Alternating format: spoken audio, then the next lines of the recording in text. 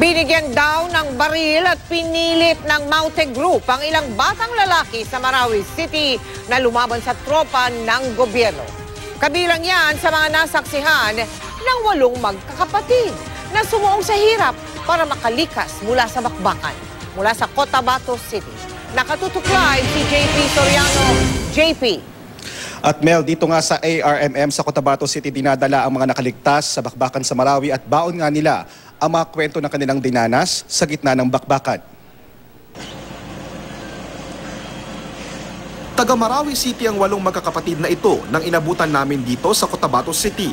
Si Muhammad Hamid ang pinakamatanda, 22 taong gulang, nang pumutok ang kaguluhan sa Marawi City.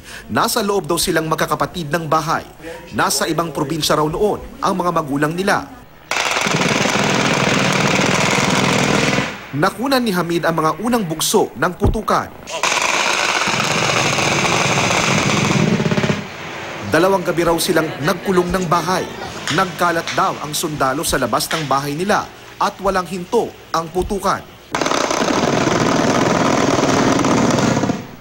Dinig na dinig daw nila ang mga airstrike.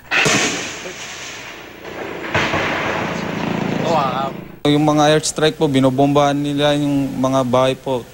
Tapos may mga tao pa. Allahu Akbar. Nakita raw nila Hamid ang mga miyembro ng Maute. May nakita raw silang namamatay na mga sundalo at ilang teroristang mukhang Arabo. Huwebes ng gabi, nagpa siya ang magkakapatid na tumakas kasama ang bunsong 6 na taong gulang.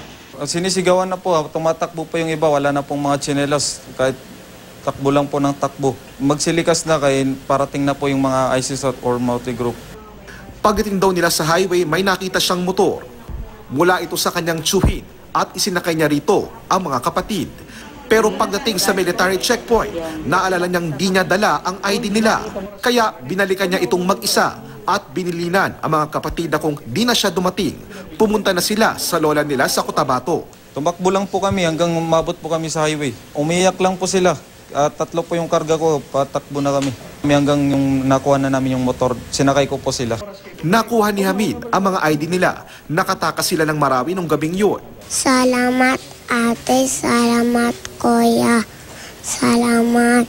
Sabi ni Hamid, nakita niyang maraming batang lalaki ang kasama ng Maute na walang magawa kundi sumama sa bandidong grupo.